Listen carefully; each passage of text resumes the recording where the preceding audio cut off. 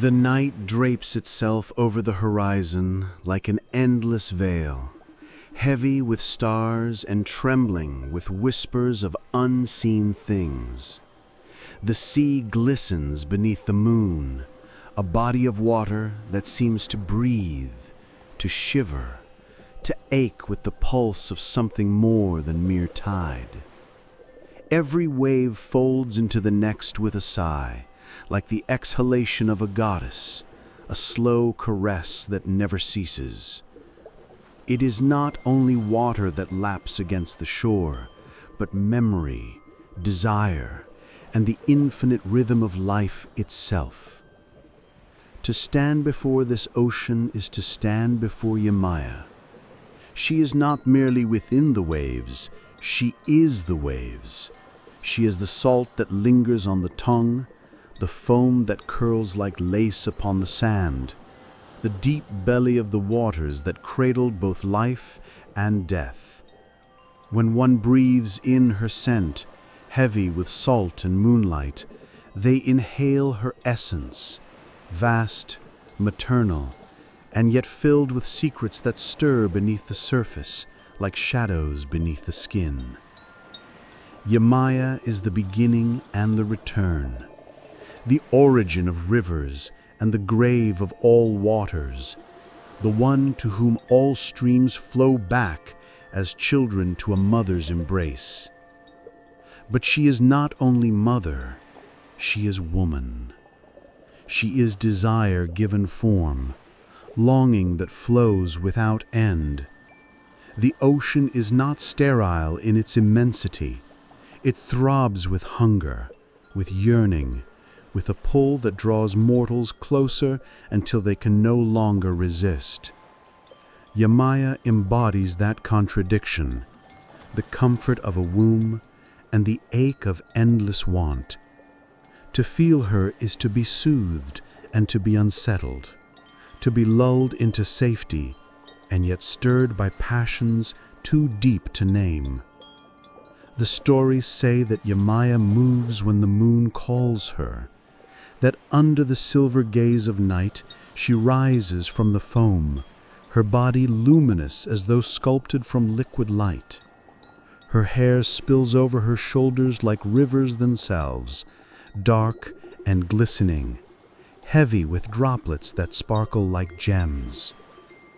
Her eyes reflect the horizon, endless and ungraspable, holding within them both tenderness and unknowable depth.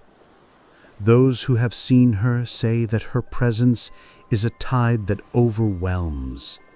Her nearness feels like drowning and breathing at once. She is the temptation to dive deeper, deeper still, until the body forgets where it ends and the sea begins.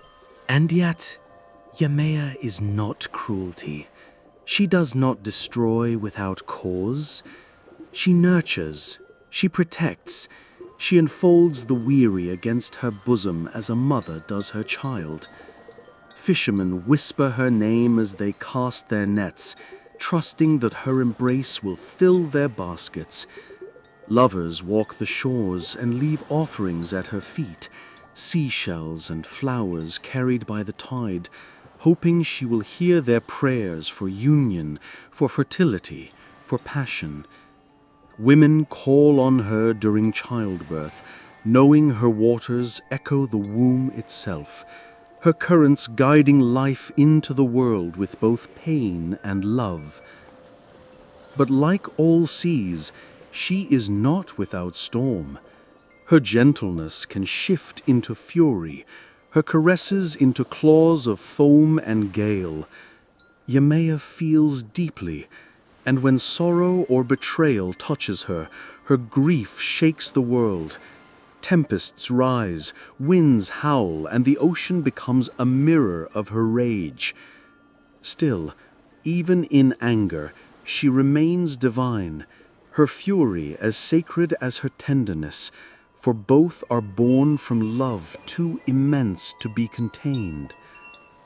To know Yemaya is to understand that the sea is not singular. It is layered, complex, forever changing, calm one moment, tumultuous the next, yet always boundless. So too is she.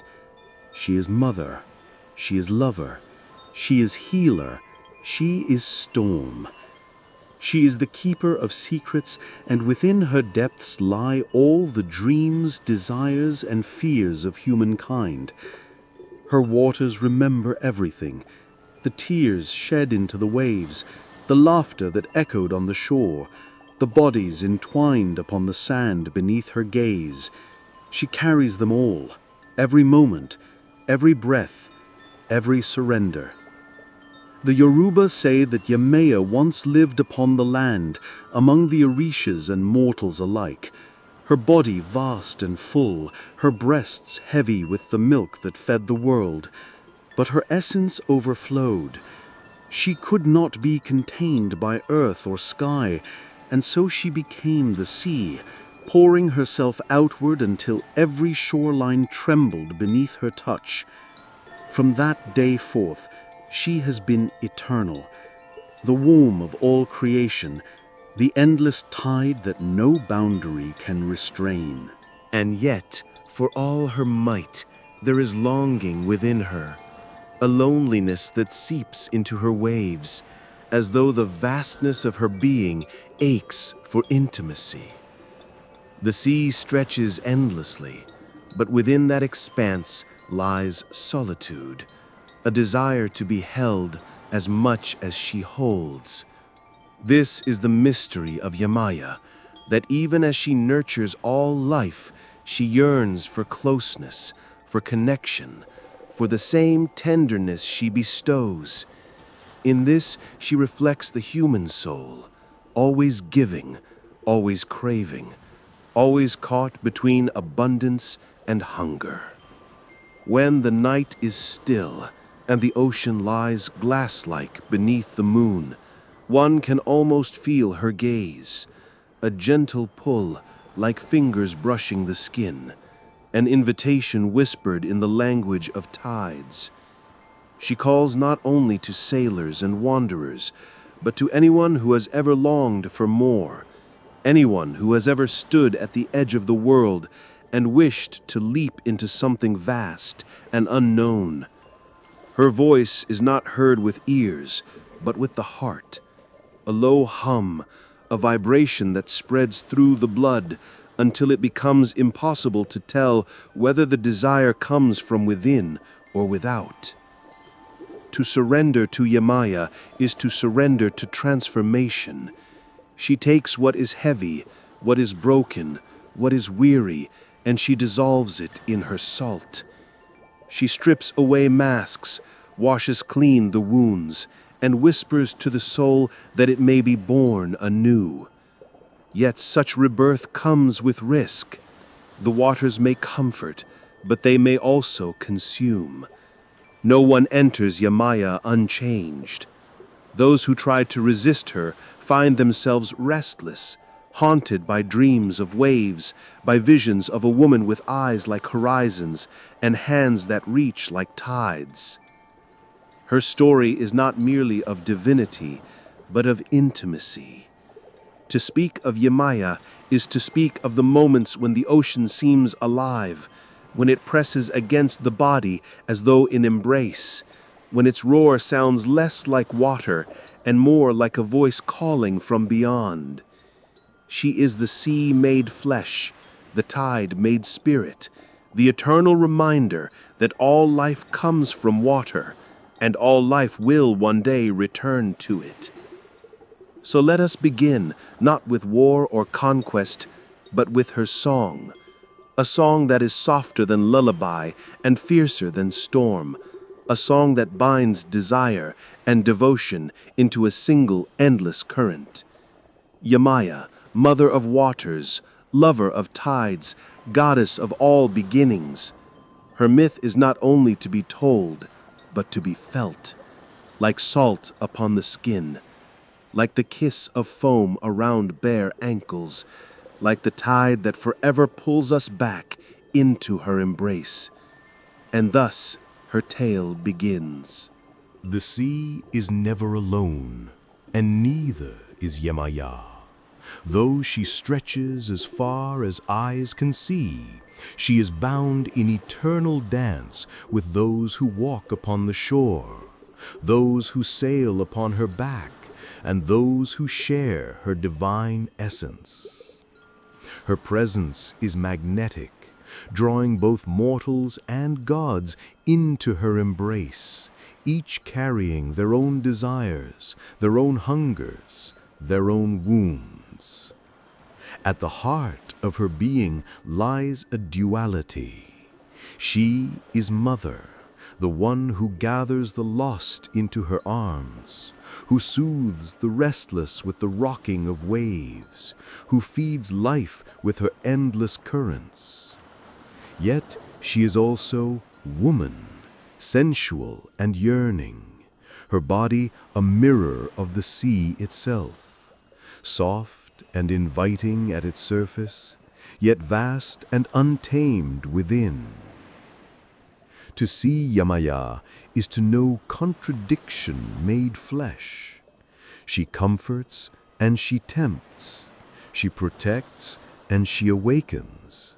She nurtures and she consumes. Her form is described as luminous, her skin kissed by the blue of the ocean, glowing with a radiance that shifts like water beneath sunlight.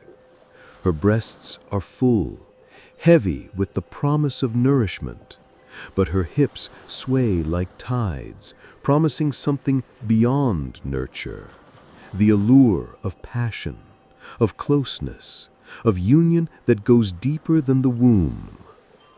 Her hair is long and dark, tumbling like rivers down her back, carrying the scent of salt and the weight of hidden pearls.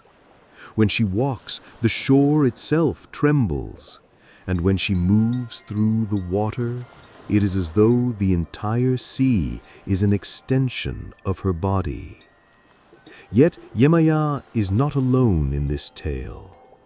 Around her move figures who embody different facets of longing, devotion, and betrayal, each one drawn into her story like ships caught by the pull of tide. There is Olokun, the deep god of the ocean's floor, keeper of its mysteries, its buried riches, its unfathomable shadows. If Yemaya is the surface, the embrace of waters where mortals bathe and sail, then Olokun is the depth, dark and secret, where light does not reach. He is both her counterpart and her mirror, a presence who understands her vastness because he too stretches beyond comprehension. Between them lies a current of kinship, a tide of recognition, yet also a tension. For while Yemaya reveals herself in the glitter of foam and the caress of tide, Olokun hides in silence, guarding what cannot be spoken. Together, they embody the dual nature of the sea, visible beauty and hidden abyss. Then there is Ochun, golden goddess of rivers, sweetness and desire. She is Yemaya's sister in divinity, her complement in flowing waters, yet so different in essence. Where Yemaya is vast and maternal, Ochun is intimate and playful, her waters flowing like laughter, her presence like honey upon the tongue. She is seduction given form, coy yet irresistible, her beauty disarming even the most guarded heart. Between them lies both affection and rivalry, for rivers flow to the sea, and in that union there is tenderness, but also surrender. Yemaya watches Ochun with a mother's love and a woman's envy, for her sister embodies the lightness of desire, while Yemaya carries its weight. Together they show that love is both gentle play and crushing tide, both golden sunlight and silver moon. Among mortals too, Yemaya is never forgotten. Fishermen whisper her name before dawn, their hands rough with salt, their eyes tired yet filled with trust. They call her Mother, Protector, the one who keeps their boats from splintering against rocks, the one who fills their nets with life. Yet among them there are also those who see her not only as mother, but as woman.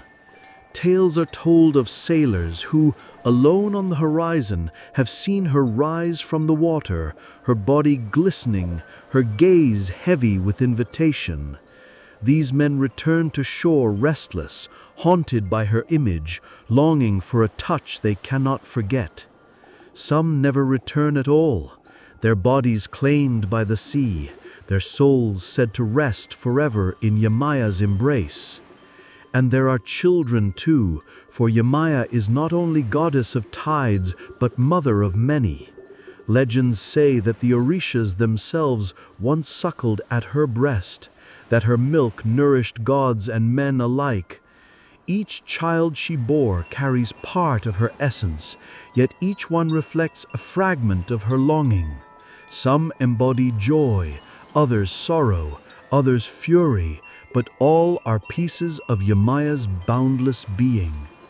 She gives, she creates, she nurtures, and yet each gift is also a wound, for in every creation lies separation, and in every separation lies ache. In her orbit move seekers, those who come not for fish or safety, but for truth. These are the mystics, the dreamers, the women who pray to her in the secrecy of night, the men who pour offerings into her waves hoping to glimpse her shadow. They call to her for love, for fertility, for solace in despair. And Yemaya listens. Sometimes she answers with tenderness, a child born, a lover returned, a wound healed. Other times she answers with silence, her waves retreating without reply, leaving the seeker to ache with unanswered longing. For she is not bound to please, she is bound only to be. But in every story, there's also betrayal. The betrayer appears in whispers and myths half hidden, a figure who mocks her gifts, who takes her nurturing and repays it with cruelty. He may be mortal, a man who spurns her after tasting her embrace, or divine, a god who disrespects the waters that birthed him. In every telling, the betrayer represents the ingratitude of those who forget the mother, who take from her depths without offering reverence in return. And though Yemaya's heart is vast, even her patience has limits. Against betrayal, her love turns to storm, her embrace to drowning. The betrayer is essential, for through him the tale reveals that love without respect becomes destruction, that desire without devotion ends in ruin. Thus the stage is set, Yemaya at its center, luminous and aching, vast enough to hold both love and grief, both nurture and passion.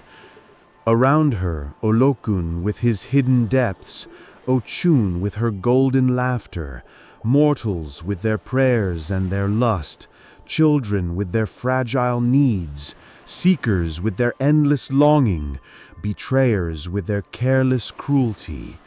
Each one is drawn to her, each one reflects a facet of her own essence, each one adds to the tide that rises and falls within her story.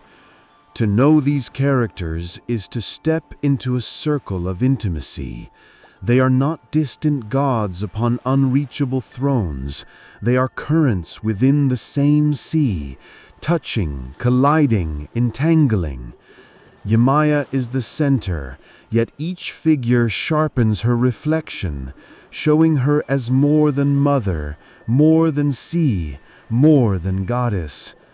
Through them, we see her as woman, vast yet vulnerable, powerful yet yearning, eternal yet deeply human in her longing to be loved as much as she loves. And so, with characters assembled, with archetypes revealed, the tale deepens. The stage is no longer only the ocean, but the hearts that beat upon its shores, the gods that dwell in its depths, the mortals who whisper prayers into its winds. Yemaya's world is alive with presence, with desire, with tension. Each figure is magnetic, each desire clear, each essence addictive. All are drawn into her tide, unable to resist the pull of her story, a story that will rise like the sea itself, calm at first, then swelling, then breaking into a storm of passion and consequence. Here, the currents begin to stir. The sea, though endless, is never still. Beneath its silvered surface lie currents that twist and pull, colliding in secret struggles, carrying both life and wreckage in their hidden embrace. So too does Yemaya carry a storm within her, a tide that surges between devotion and desire, between the role of eternal mother and the ache of womanhood that no divine mantle can quiet. For all her vastness, she knows loneliness. She who birthed countless Orishas, who cradles mortals in her arms, who feeds the world with her waters, even she longs to be held. The waves that rush to kiss the shore mirror her own yearning for intimacy, for touch that is not only reverence, but closeness.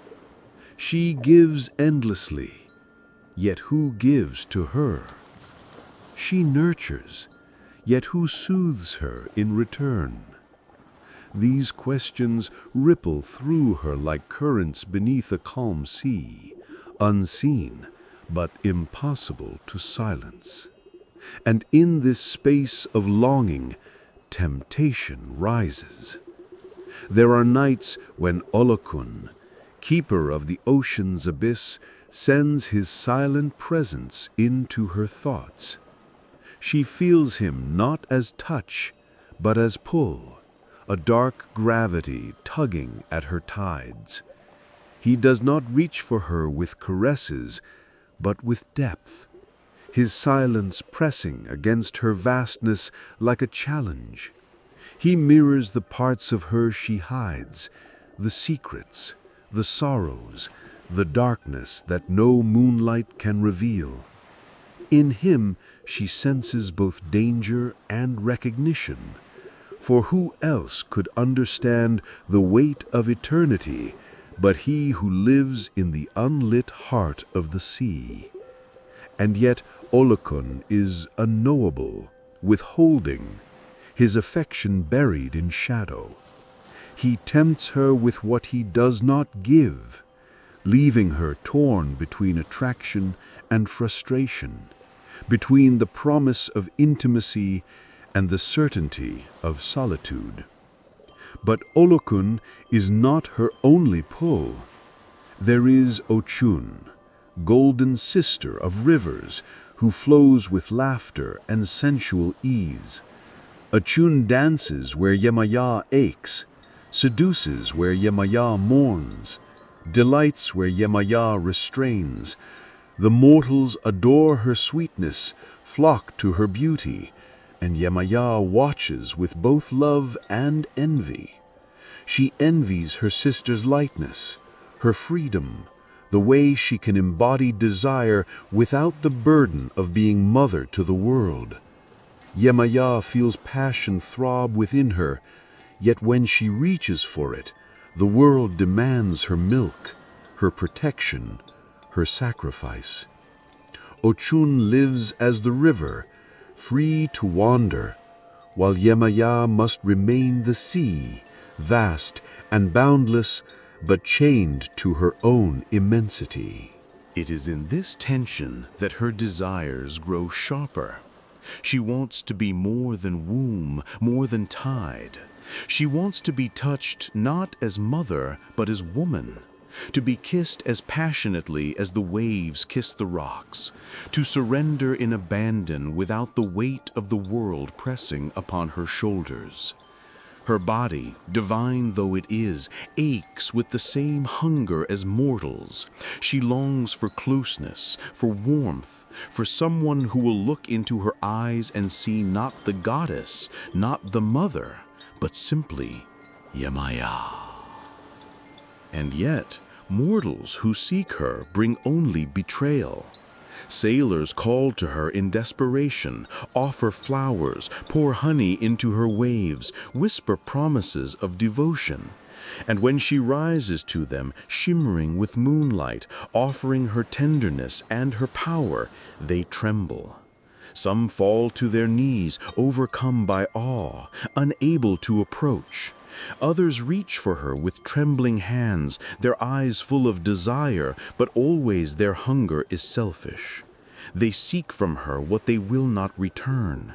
They want her blessing, but not her heart, her body, but not her soul. And when they sail away, they forget her name, leaving her with nothing but the salt of her own grief. It is this betrayal that wounds her most deeply. Not the storms mortals cannot survive, not the tempests that scatter ships like toys, but the knowledge that her love is taken and discarded like the shells upon her shore. She who is endless is left aching for what is simple, a touch given not out of fear or need, but out of love. The tension grows unbearable when the two roles, mother and woman, collide. One moment she rocks a child in her waters, soothing a mother in labor, answering prayers with gentleness. The next she feels the heat of desire burn within her, wild and consuming, as though the tide itself is pulling her to abandon all restraint. Duty whispers to her, "You are mother of oceans, nourisher of life, protector of mortals." Desire whispers louder, "You are woman, body and longing, hunger and fire. Do not deny yourself." But to indulge would mean to betray her own essence. For if she yields wholly to passion, who will feed the rivers? Who will comfort the lost? Who will guide the dead back into her waters? If she embraces her womanhood fully, will she not forsake her motherhood? And if she embraces only her role as mother, will she not betray the woman within, silencing the ache that beats with every wave? The Yoruba say that her tears become salt in the sea, that every crashing wave is her sob for what she cannot have. Yet others whisper that sometimes, just sometimes, she yields, that she has lovers in secret, men taken by the sea, not as victims, but as chosen companions, drawn into her depths and never returned. That in the dark of night, beneath a moon swollen with light, Yemaya allows herself to be simply woman, taking a mortal into her arms, pressing him against her body, drowning his breath in her kiss.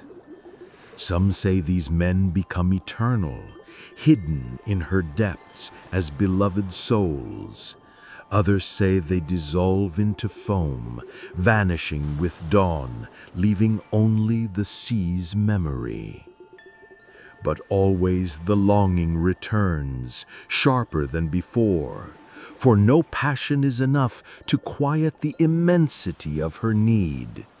She desires not one man, not one night, not one fleeting embrace, but a love as eternal as her waters, a devotion as endless as her tides. And such love does not exist, not even among gods. Thus her conflict deepens. Olokun tempts with shadow but denies intimacy. Ochun seduces with light, but reminds her of what she cannot be. Mortals crave her, but only for what she gives, never for who she is. Even her children, divine and mortal alike, love her as mother, but do not see her as woman. She is everything to everyone, yet no one is everything to her. The sea grows restless with this ache. Her waves rise higher, her storms grow fiercer, her currents twist with frustration. For the goddess who holds the world in her embrace yearns to be held herself. The mother of oceans burns with desire that no devotion can quench. And the more she gives, the more she longs, her hunger swelling like the tide beneath the swollen moon. It is this hunger, this contradiction that drives the story forward. For in every myth there comes a point when desire cannot remain silent. It demands release, it demands expression, it demands that the tide break upon the shore. Yemaya's struggle is no longer quiet, no longer hidden beneath her waters. It rises, surges, roars. It is the storm on the horizon, the trembling of the tide before it crashes. And with it comes the promise of climax, of union or of rupture, of passion or of devastation. The sea cannot remain still. Yemaya cannot remain divided. Soon she must choose, mother or woman, duty or longing, endless devotion or reckless desire. The tide is rising. The sea does not ask permission when it swells. The tide rises without hesitation, a body of water surging toward the inevitable. So too does Yemaya's desire, held too long beneath the surface, begin to break open like a storm that can no longer be denied. Her heart, heavy with longing, bursts into motion, spilling outward in waves of passion and grief, tenderness and fury. It begins on a night when the moon is full, swollen like a ripe fruit spilling light across the waters. The ocean glitters like silver skin, trembling with the pull of something beyond the horizon. Yemaya emerges, not as goddess to be worshipped, not as mother to be supplicated, but as woman. Her body gleams with moonlight, droplets sliding down her curves as though the stars themselves have kissed her flesh. Her breath is the rhythm of waves, her heartbeat the pulse of the tide. She rises, and the air itself grows heavy with her presence. The mortals upon the shore fall silent, feeling her gaze even if they cannot see her. The gods stir, sensing the swell of something too immense to ignore. For Yemaya is no longer content with restraint. She is no longer content to be divided between roles, to silence the tide within. This night, the ocean belongs to her hunger. From the depths comes a figure. Whether mortal or divine, the myths do not agree. Some say he was a sailor, his eyes wide with devotion, his body trembling as he followed the pull of her voice across the waves. Others say he was Olokun himself, rising at last from the abyss, and shadows clinging to his body like chains broken in surrender. Still others whisper that it was no one but the sea itself, taking form for her, reflecting her own longing back to her in the shape of a lover. But all agree on this: she was not alone. The tide pulls him into her arms, and Yemaya enfolds him with the tenderness of a mother, the hunger of a woman, the immensity of a goddess. Her lips press against his, salt-sweet, urgent and endless, as though every kiss is both creation and destruction. Her hands trace his body like currents shaping the shore, delicate one moment, crashing with force the next. Around them the ocean surges, waves rising higher, foam exploding into the night sky like stars reborn.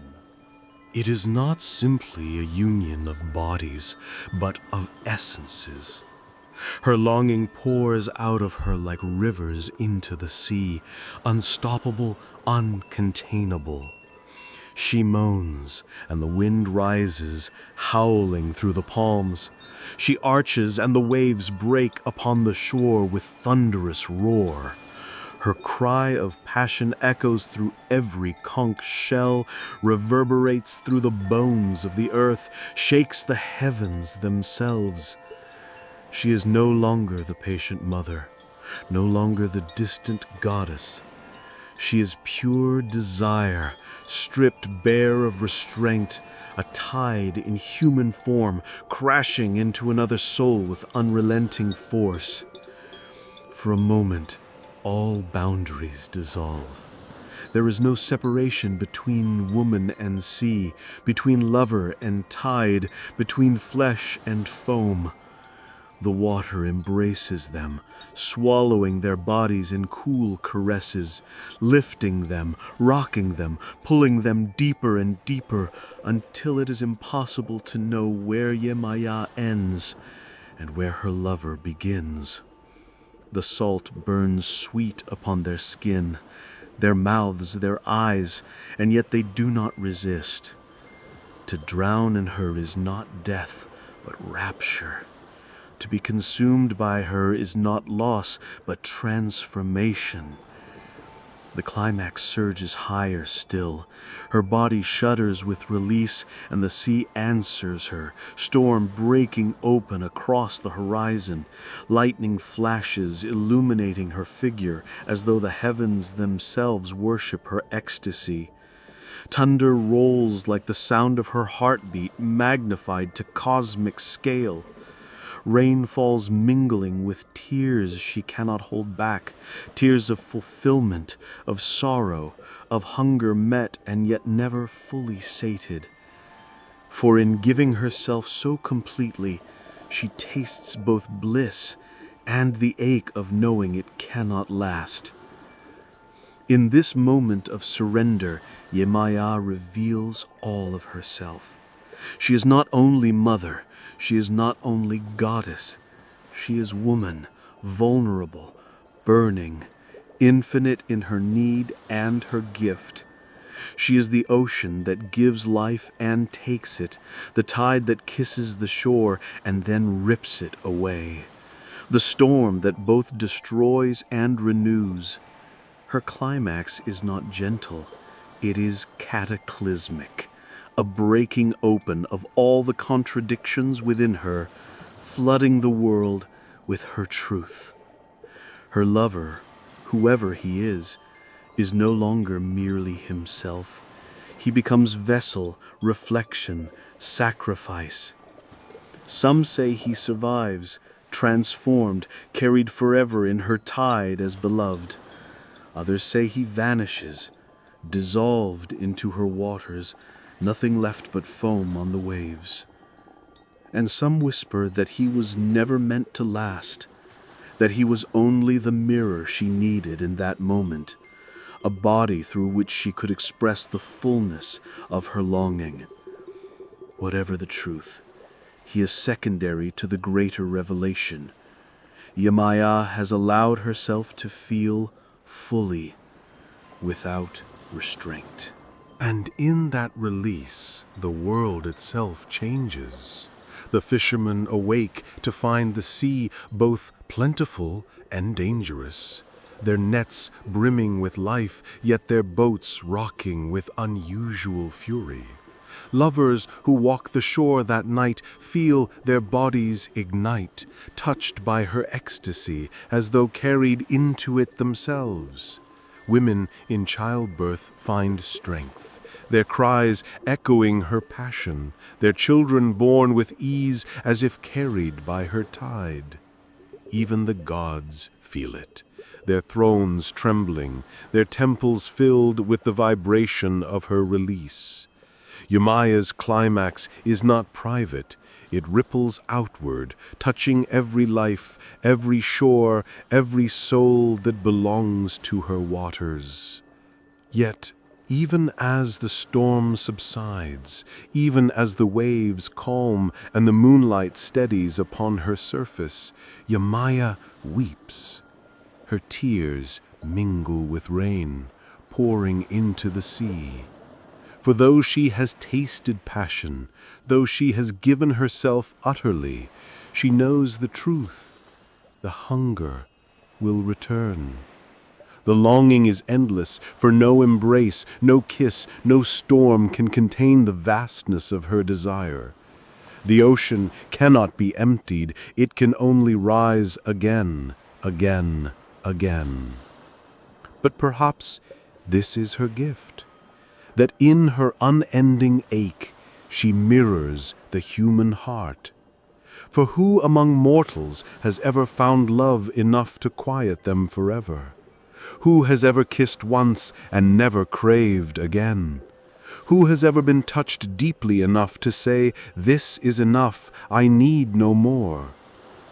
Yemaya's climax is not only divine passion, it is a reflection of every human yearning, every insatiable hunger, every night of desire that leaves the body trembling and yet still wanting.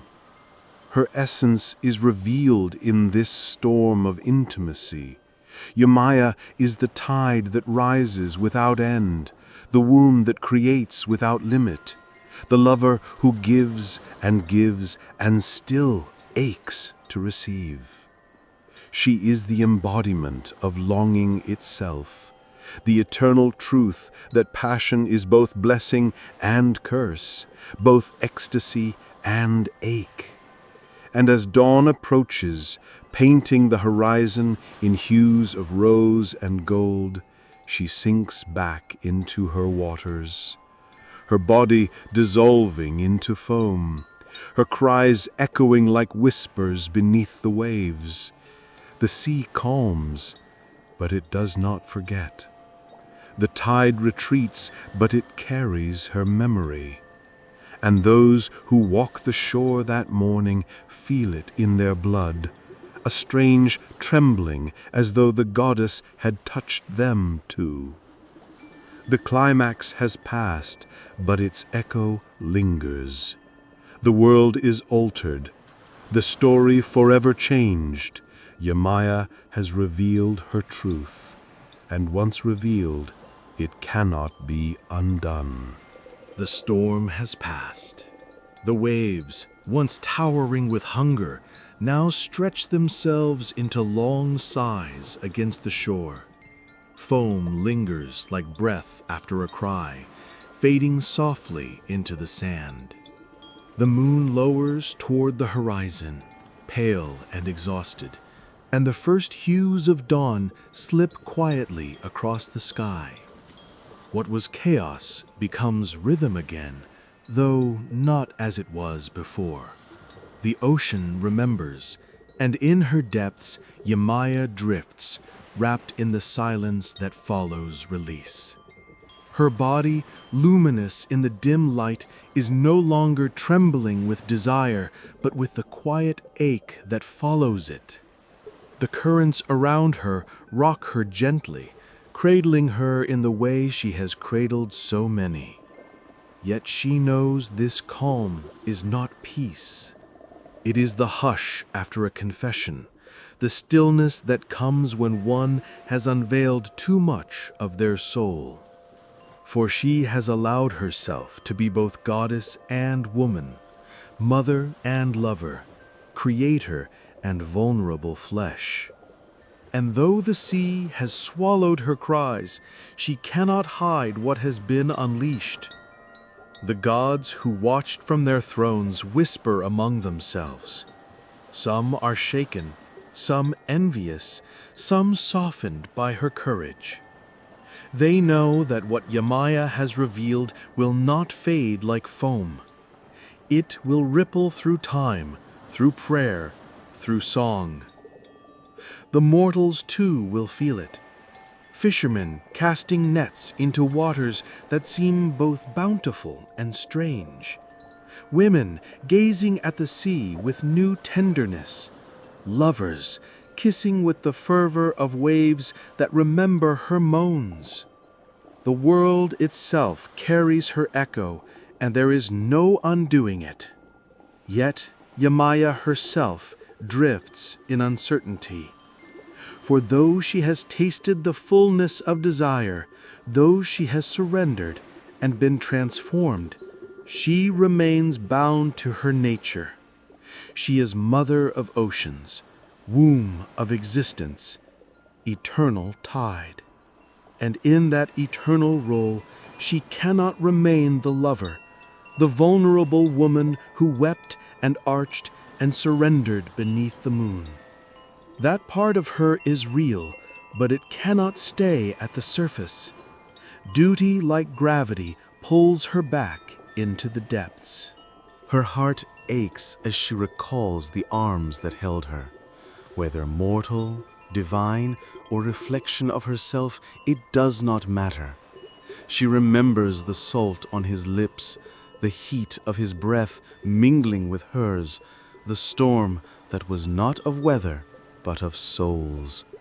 She remembers it too vividly, and with that memory comes the knowledge that she will never be satisfied.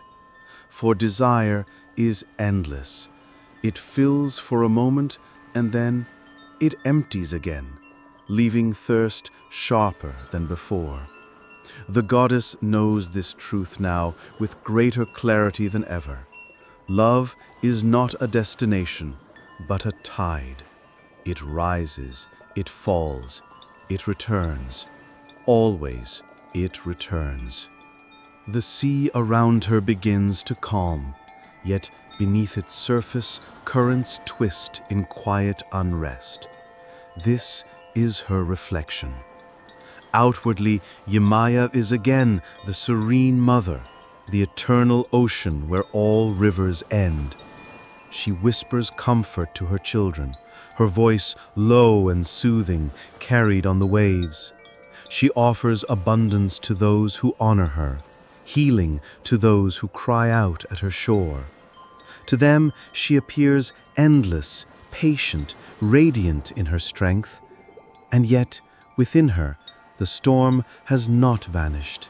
It has only quieted, folding itself into memory, waiting for the tide to rise again. This is the cost of her desire, to be both infinite and vulnerable, to give and still ache for what she cannot hold forever, to feel passion as vast as the sea itself, yet to know that no single embrace can contain it. Yemaya bears it silently, gracefully, because she must. For her children, the rivers, the fish, the mortals who pray for her blessing depend upon her constancy. And so she returns to her role, as she always has, as she always will. But there is a change, subtle yet eternal. The world that rests against her waters feels it. The birds at dawn hear it in the lull of the tide.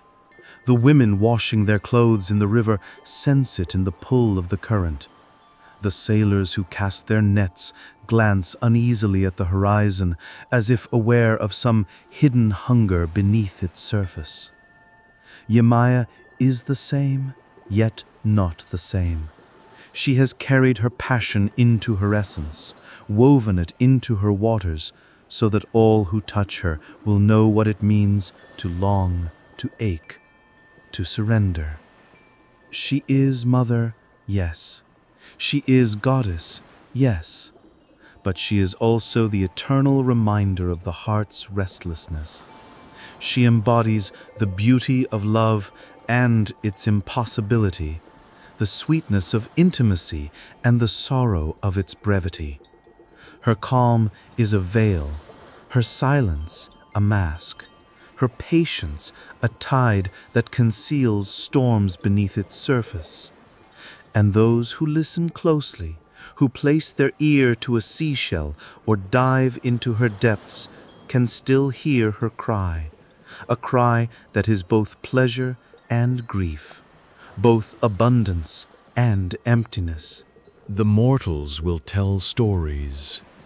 Some will speak of her as nurturing mother, generous and vast, who brings fertility and life. Others will whisper of her as lover, radiant and sensual, whose embrace can consume as easily as it comforts. And in both versions, the truth will linger. Yemaya is both. Yemaya is all. The duality is not contradiction, but essence. To love her is to accept both the caress and the storm, the blessing and the hunger. And so the ocean calms, but it does not sleep. It rests, but it does not forget. The horizon glows with the light of a new day, and Yemaya remains, eternal, watching, yearning, giving. To mortals she appears as solace. To gods she stands as mystery. To herself she is tide without end, desire without closure, love without limit. The outcome of her story is not a conclusion, but a return. Just as waves always return to the shore, so too does her longing return to her heart. She has revealed herself, she has surrendered, and yet she knows this will happen again. Another night, another moon, another storm. For such is the rhythm of the sea, and such is the rhythm of Yemaya's soul. Still, in this moment of calm, there is beauty. There is serenity in the way the light rests upon the waves, in the way her body dissolves again into the water, in the way her tears mingle with salt and vanish into the immensity. There is peace in knowing that the storm, though it will rise again, has left behind gifts. Fish in abundance, waters cleansed, hearts stirred with longing. The storm gave even as it took, and Yemaya, in her eternal generosity, accepts this balance. The ocean breathes, slow and deep, as if the world itself exhales. The lovers on the shore fall asleep in one another's arms, lulled by her rhythm. The fishermen step onto their boats with reverence, whispering prayers into the water. The children laugh as they chase foam across the sand, unaware that they are touching the remnants of her passion. And above them all, the goddess watches, tender and melancholic, infinite and intimate. Her story drifts into the silence of morning, leaving behind a sensation that cannot be named. Beauty and loss, longing and fulfillment, peace and restlessness, all entwined like currents in the sea. Such is Yemaya's gift, to remind the world that love is never simple, that passion is never gentle, that motherhood itself is not without hunger. She is eternal, and yet she aches. She is calm, and yet she remembers the storm. The ocean calms, yes, but it is never still.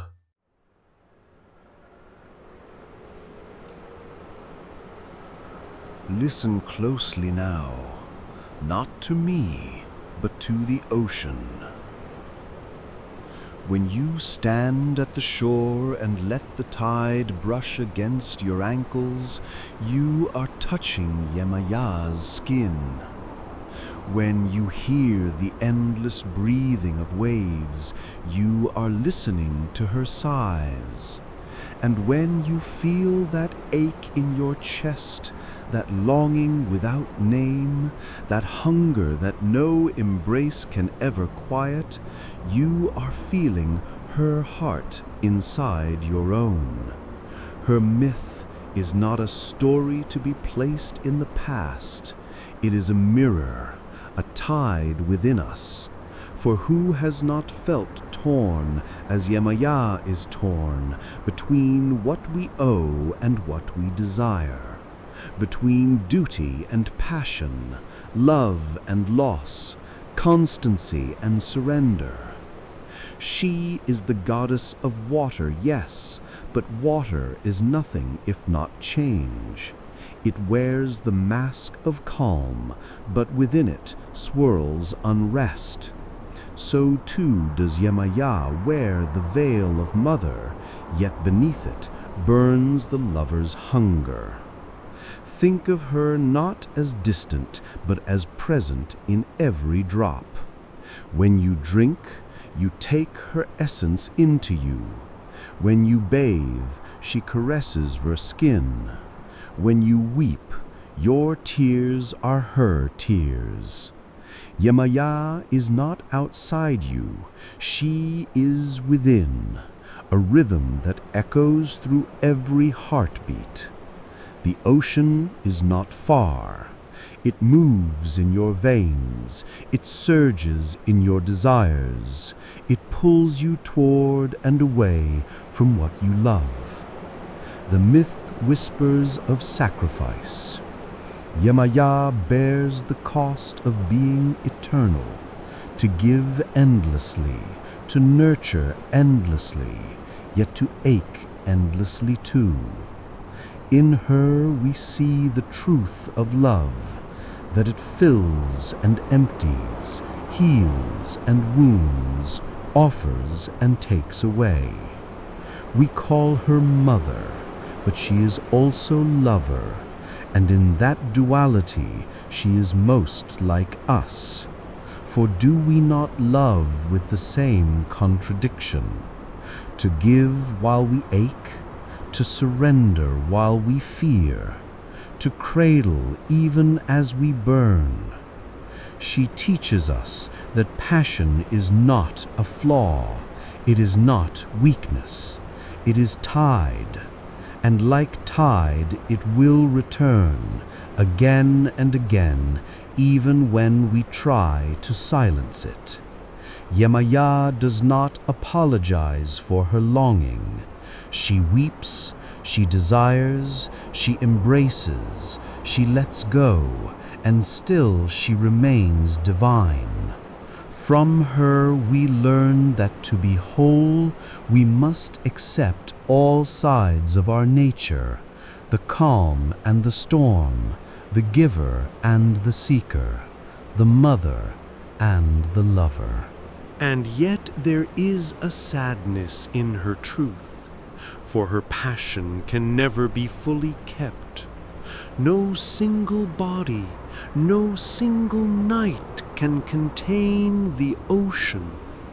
And so Yemaya carries her longing eternally, letting it ripple through the world as song, as prayer, as the salt in every human tear. Perhaps this is her gift to us, that through her we understand why love aches, why desire cannot rest, why fulfillment always slips away just as it is reached. She shows us that our yearning is not brokenness, but essence. We are made of tide. The ocean itself becomes scripture when you see her in it. Each wave says, you will rise, you will fall, you will return. Each current says, you cannot hold everything, but nothing is ever lost. Each horizon says, there is always more, always mystery, always longing yet to come. In Yemaya we find not answers, but rhythm. And rhythm, unlike answers, never ends. Imagine standing before her waters at twilight, when the sun has vanished and the moon begins her silver ascent. The waves glow softly as though the ocean itself were breathing with desire. In that moment you feel small, yet infinite. You feel vulnerable, yet safe. That is Yemaya's embrace, to remind you that you are fragile and eternal at once, a single drop and the whole sea. Her myth lingers because it is ours. We too live with contradictions. We too are torn between what the world asks of us and what our hearts demand. We too cradle others while secretly aching to be cradled ourselves. Yemaya does not resolve these contradictions. She embodies them. That is why she endures, because she does not promise us peace without hunger or love without loss. She promises us only that we are not alone in our tides. Let her reflection live in you. Let her be present in the moments you cannot name, when you look at someone and ache without speaking, when you let go of what you wanted most because love demanded sacrifice, when you cradle another and hide your own hunger, when you surrender to a touch and feel both ecstasy and grief in the same heartbeat. These are Yemaya's tides moving within you. These are the echoes of her myth living your life. And so, even as her story closes, it does not end. It cannot end. For the ocean never ceases, and neither does longing. Yemaya will rise again with every tide, with every prayer whispered into the foam, with every kiss that tastes of salt and sorrow. She is eternal because she is desire itself, and desire never dies. The next time you stand at the shore, listen. Place your hand in the water. Close your eyes and let it caress your skin. Ask yourself, what is it you long for truly? What storm lives beneath your calm? Yemaya will answer you, not with words, but with the pull of the tide. She will remind you that you are not broken for longing, not weak for weeping, not lost for craving. You are ocean. You are desire. You are tide. And in this knowledge, there is beauty. There is power in surrender, grace in contradiction, holiness in longing. Yemaya's myth tells us that to be human is to be ocean, nurturing yet consuming, tender yet boundless. She teaches us that we do not need to choose between our roles, between our duties and our desires, between our calm and our storm. We carry both. We are both. So let this reflection stay with you, like salt on your skin after leaving the sea. Let it linger, sting, soothe, remind. Let Yemaya's waters live in your veins, her whispers in your dreams, her tides in your desires. When you love, love like the ocean, vast, consuming, tender, infinite. When you ache, ache like the ocean, restless, eternal, deep. When you give, give like the ocean, endlessly, but always with the memory of your own hunger.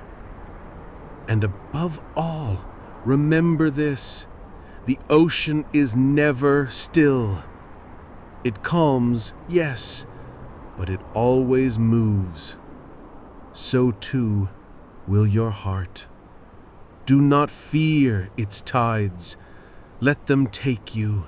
Let them break you. Let them make you whole. For in every wave, Yemaya is there, and she is calling.